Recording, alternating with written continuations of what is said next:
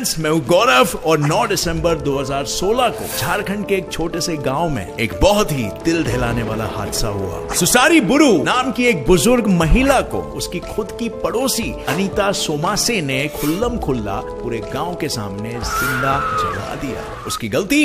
Well, it turns out कि कुछ दिन पहले अनीता के जुड़वा बच्चों की मौत हो गई थी और उसने उस पूरे हादसे का श्रेय सुसारी पर लगाया। उसका मानना यह था कि सुसारी एक डायन थी क्योंकि काला जादू करती थी, काला जादू, और उसी ने उसके वो दोनों जुड़वा बच्चों की जान ले ली। Can you believe it? Anita के सिर्फ और सिर्फ इस बेतुके विश्वास की वजह से सुसारी को इतनी बड़ी कीमत चुकानी पड़ी, अपनी जान। Sad and frustrating, right?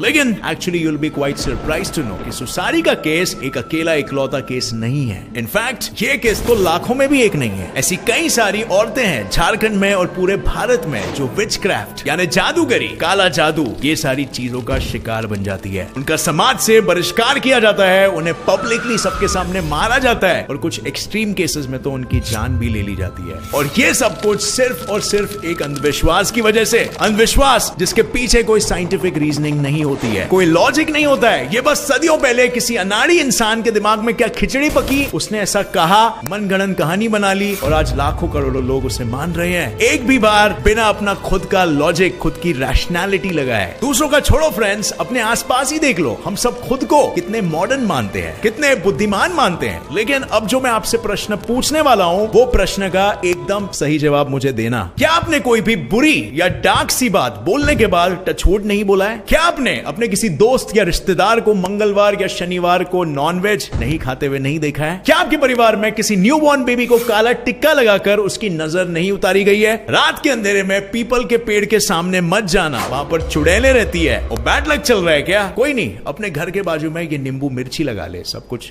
ठीक हो जाएगा। वेल, ये सब क्या है? अंधविश्वास नहीं तो और क्या है? Well, some intelligent people would say या अंधविश्वास है, लेकिन उससे भी ज्यादा इंटेलिजेंट लोग बोलेंगे कि इसके पीछे कुछ साइंटिफिक रीजन है। और बाय द वे, नो, मैंने ये सरकास्टिकली नहीं बोला है। मैं जानता हूं मेजॉरिटी सुपरस्टिशंस अंधविश्वास में ही रूटेड होते हैं, लेकिन एज शॉकिंग एज इट में साउंड, कुछ सुपरस्टिशंस के पीछे परफेक्टली एक्सप्लेनेबल साइंटिफिक रीजंस होते हैं। और आज के इस वीडियो में फ्रेंड्स, हम बिल्कुल ऐसे ही 10 सुपरस्टिशन से पर्दाफाश करेंगे और उसके पीछे के साइंटिफिक एक्सप्लेनेशंस को आपके सामने पेश करेंगे। तो चलिए भारत के महान अंधविश्वासों को पहले समझते हैं, साइंटिफिकली एनालाइज करते हैं और फिर देखते हैं कि साला मांजरा क्या है। नंबर 1, रात के अंधेरे में एक पीपल के पेड़ के नीचे कभी मत जाना, वहां पर तो चुड़ैल रहती है। अब यार, अगर वाकई में वहां पर चुड़ैल रहती तो क्या वो सिर्फ रात को ही तुम्हें मारने निकलती? रात को क्यों निकलती है? क्योंकि हमें रात को डर लगता है और डर के कारण ही ये सब अंधविश्वास फैलते हैं। लेकिन देखा जाए तो इसके पीछे वाकई में कुछ हार्डकोर साइंटिफिक फैक्ट्स है।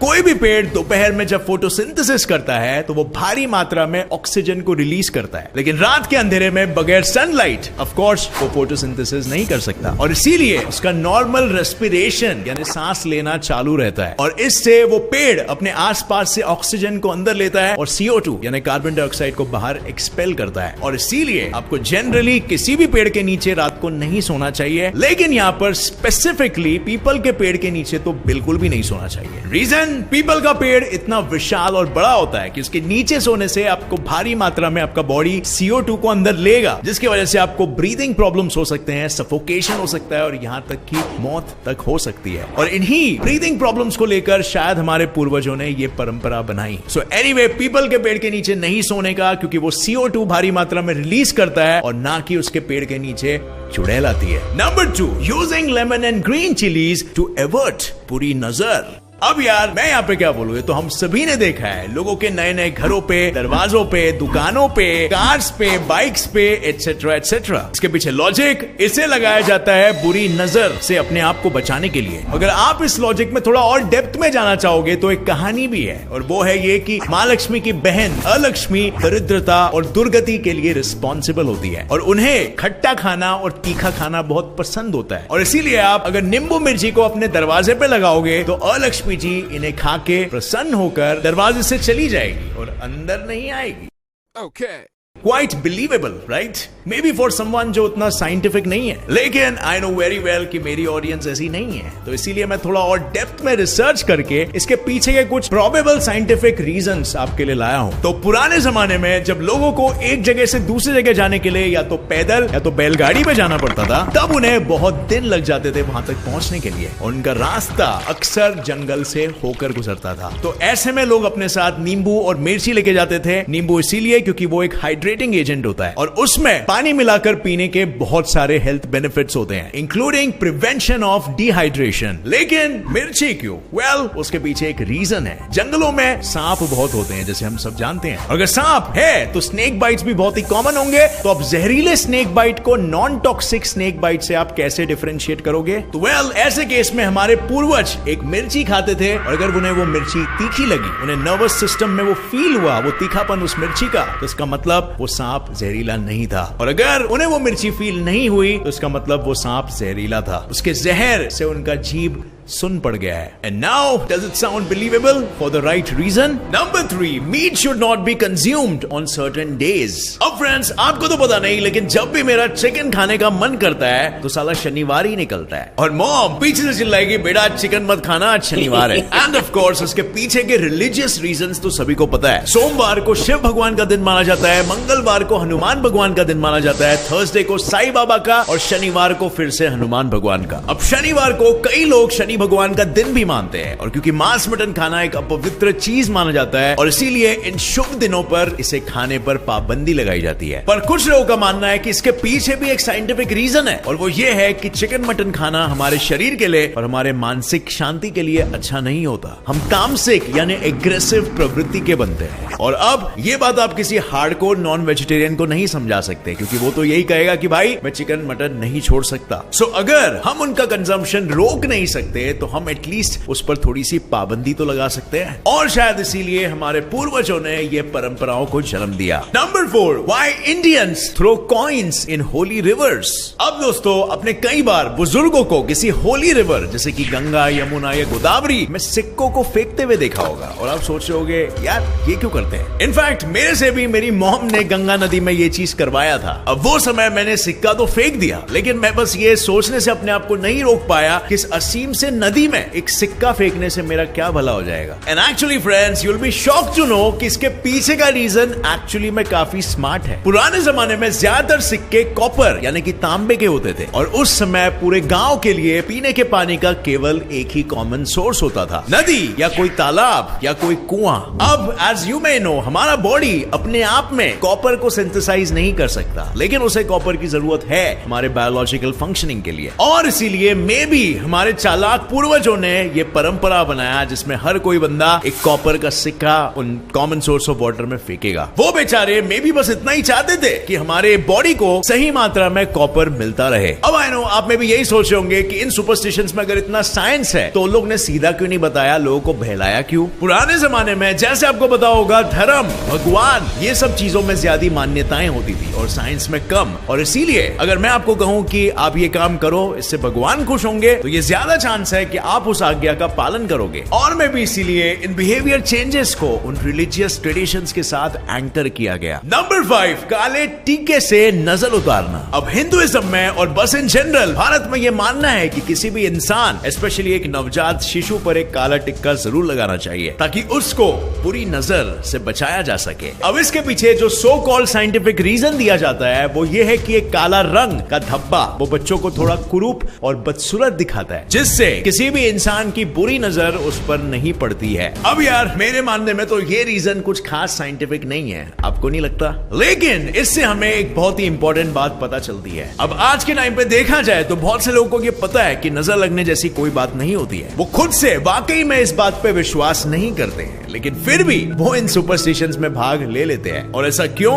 वेल, इसका सिंपल शब्दों में जवाब है डर। डर एक ऐसा इकलौता स्टेट ऑफ माइंड है जो आपको कुछ भी करने पर मजबूर कर सकता है। और कुछ भी से मेरा मतलब है कुछ भी। सर्वाइवल और सिक्योरिटी, साइकोलॉजिकल सिक्योरिटी हम ह्यूमंस की सबसे पहले नीड होती है और डर एग्जैक्टली यही नीड को हाईजैक कर लेता है। काला टीका लगाना तो एक सिंपल सी बात है, अगर उससे आपका डर दूर चले जाए तो। आई मीन जस्ट इमेजिन, सिर्फ एक काला टीका लगाने से अगर आप भर भर के मुसीबतों से अपने आप को दूर रख पाओगे तो वो काला टीका लगाने में क्या हर्ज है। और इसके अलावा एक और एक चीज है जो आपको इस कदर ट्रिक कर लेती है कि आप खुद भी वो चीज पहचान नहीं पाते हो। और क्या है वो चीज? वेल, उस चीज के बारे में हम नेक्स्ट पॉइंट पे जानेंगे। नंबर 6, कोई भी इंपॉर्टेंट काम करने से पहले दही और चीनी खाकर जाना चाहिए। अब फ्रेंड्स, लेट्स फेस इट, हम सभी ने ये कभी ना कभी किया है। चाहे कोई भी एग्जाम हो या स्कूल का प्रेजेंटेशन या कोई जॉब इंटरव्यू, हम सभी की माएं हमें दही चीनी खाए बगैर जाने नहीं देती।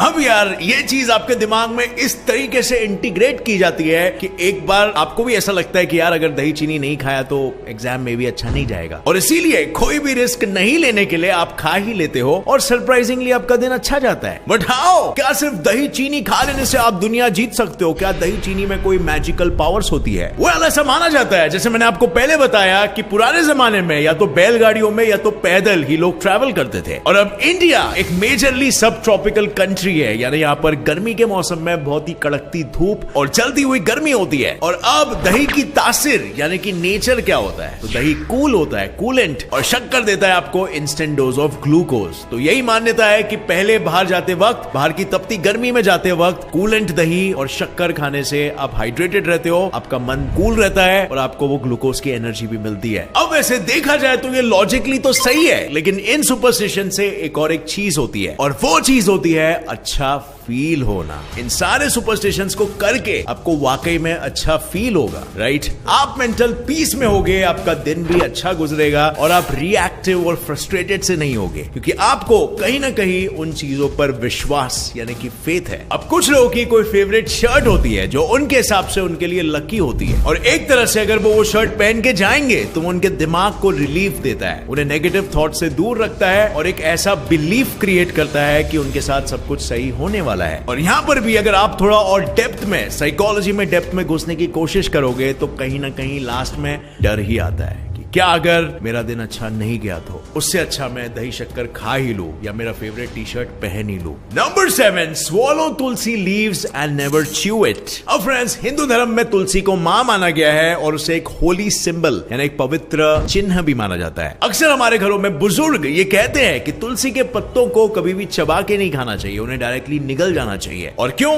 क्योंकि एक तरीके से डिसरिस्पेक्ट होता है तुलसी मां के लिए। बट वेल फ्रेंड्स, साइंटिफिकली देखा जाए तो उसके पीछे भी एक रीजन हो सकता है। तुलसी में अधिक मात्रा में आयरन और मर्क्यूरी पाया गया है जो आपके दांतों को डैमेज कर सकता है और तो और उन्हें डिस्कलर तक कर सकता है। नंबर 8, हमारा फेवरेट सुपरस्टिशन, एक काली बिल्ली अगर रास्ता काटे तो वो रास्ते से कभी मत गुजरना। अगेन, कई सदियों पहले जब इंसान पैदल या बैलगाड़ियों से जंगलों के बीच में जाया करता था, तब अगर एक बिल्ली उनका रास्ता काटती थी तो अक्सर उनके पालतू बैल या घोड़े डरकर हड़बड़ा जाते थे। रात को बिल्लियों की आंखें कैसे चमचमाती है, आप अंधेरे में उन्हें किसी बड़े प्रेडिटर जैसे शेर या बाघ से आराम से कंफ्यूज कर सकते हो। इसके अलावा अगर एक बिल्ली आपके सामने से आ गई तो काफी चांसेस है कि उस बिल्ली का पीछा कोई परभक्षी जैसे शेर या बाघ भी कर रहा है, और ये परभक्षी फिर आप पर भी हमला कर सकता है। और शायद इसीलिए इस तरह का सुपरस्टिशन बना। लेकिन the keyword over here is शायद। जब भी आप किसी चीज में बिलीव करते हो तो एक सवाल अपने दिमाग से पूछना बहुत ही इंपॉर्टेंट होता है। वो सवाल ये होता है कि मैं इस बिलीफ में बिलीव कर रहा हूं, क्या इसके पीछे साइंटिफिक रीजनिंग है या फिर नहीं। शायद हो सकता है कि इसके पीछे साइंटिफिक रीजंस रहा हो या फिर इसके पीछे सिर्फ और सिर्फ डर रहा हो। डर के स्टेट में इंसानी दिमाग डेस्परेट हो जाता है और बहुत सारे सुपरस्टिशियस बिलीफ्स अपने दिमाग में क्रिएट करने लगता है। और जितना इलॉजिकल, इरैशनल, साइंस से कोसों दूर अनाड़ी एक इंसान होगा, उतना ज्यादा सुपरस्टिशियस उसके थॉट्स होंगे। और जितना अब डर की वजह से उन चीजों में बिलीव करोगे जिनका कोई साइंटिफिक बेस नहीं है, उतना आप अपने माइंडसेट को एक गलत डायरेक्शन में लेके जाओगे। आप फियर बेस्ड थिंकिंग में जियोगे जो आपको कमजोर और वीक बना देगा और आपकी फ्रीडम, आपकी आजादी को रोकेगा। और साइंटिफिक थिंकिंग आपको निडर और आजाद बनाती है इस दुनिया की ऊंचाइयों को और इस दुनिया की गहराइयों को एक्सप्लोर करने के लिए। सो फ्रेंड्स, डर के बंदिश को तोड़कर जाते हैं दूर और हो जाते हैं आजाद और अपनाते हैं एक rational scientific thinking. And as always, stay curious, keep learning and keep growing. जय हिंद।